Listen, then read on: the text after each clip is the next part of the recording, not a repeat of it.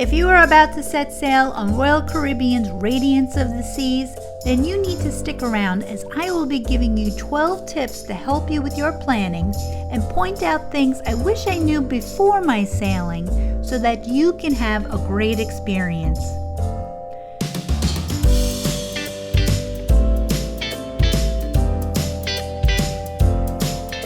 Number 1. Royal Caribbean does a great job with embarkation day processing and including doing the safety videos on the app. You still need to check into your muster station, which I always suggest to get done right away so you can enjoy the ship. But on Radiance of the Seas, you must note that finding your muster station may be a challenge. Oftentimes, the muster stations are held in an indoor venue, but since it is an older, smaller ship, a lot of the stations are located outside the deck on Deck 5. So save yourself time searching and check outside. Tip number 2 is for your alternate free dining venues. Besides the Windjammer Buffet and the one main dining room Cascades, you will find alternative locations for food and snacks. The Park Cafe, which is located in the solarium, offers more health-conscious, smaller portions for breakfast and lunch. In addition, Park Cafe still has its famous roast beef sandwiches and light food snacks for those late-night munchies. The Boardwalk Doghouse, next to the buffet, will have hot dogs, bratwurst, and Italian sausage options. Sprinkles is the place for complimentary ice cream located in the back of the buffet. All of these areas are on Deck 11, so if you're looking for a little snack or dessert, you can head to Deck 5 for Cafe Latitudes. They do have Starbucks coffee, which isn't free, but can be used with your beverage package. And since it is not a standalone Starbucks kiosk, you cannot use your Starbucks gift cards there. For tip number 3, let's talk about pizza. Sorrento's is a famous pizza venue on Royal Caribbean ships, but unfortunately, you will not find that on this ship. However, if you crave that slice of pizza, you can go to Park Cafe where they serve it for lunch and in the evenings. Tip number 4. This is the one I wish someone had told me. Radiance doesn't have a promenade deck. Instead, the entertainment hub is in the Centrum, a beautiful open atrium that runs from Deck 4 all the way up to Deck 11. It's where they host theme nights, live bands, and games. It's stunning, but it gets loud. Cabins nearest to the Centrum are also the cabins nearest the elevators. So if you're a light sleeper or go to bed before midnight, pay close attention to your cabin placement when booking. I'll tell you exactly which areas to watch for in a separate video, but for now, just know, check your deck plan before you choose. Tip number 5 is the alternative places to listen to the music and watch the parties in the Centrum. Seating is limited on Deck 4. But we often found seats near the glass edge in the decks above on 6 through 10.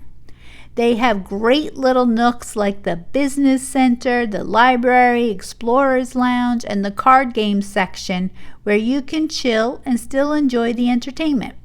Of course, be careful looking over. Tip number 6, everyone seems to love eating at the same time for breakfast and lunch. But most guests miss the doghouse area right next to the buffet as additional seating. Walk past the ice cream station towards the back left of the buffet and you'll find an outdoor deck with open tables. Usually much quieter and honestly a nicer spot to see on a sea day. Tip number 7 is about a specialty restaurant that is unique to Radiance and only one other ship in Royal's fleet, which is the Allure of the Seas. If you like Brazilian steakhouse, the Samba Grill is where you will enjoy that dining experience. Just note booking these dinners pre-cruise was the most affordable. Always look for the sales. Tip number 8, if you are cruising with kids or want to avoid the kids areas, all of the sports and kids areas are in the back of the ship on decks 12 and 13. The kids areas is not very big, so set expectations, and the sports deck consists of mini golf, rock climbing, and a basketball court that is also used for pickleball and dodgeball. Now, if you are a movie lover like me, you may enjoy tip number 9. Radiance of the Seas is one of the very few ships in Royal Caribbean's fleet with a dedicated cinema, not just movies by the pool, an actual small theater. It's right next to the theater venue and plays a different movie on a loop throughout the day. If you're a film person, go check it out. It's a genuinely underrated feature of the ship.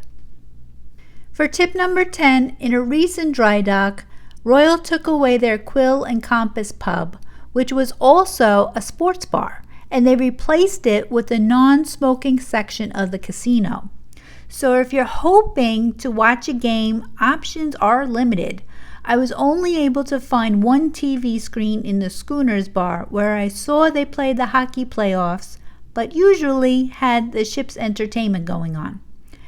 Ask the crew early in your sailing. They can sometimes make accommodations. Tips 11 and 12 are about the cabins. Due to being an older ship, as expected, outlets are only by the desk.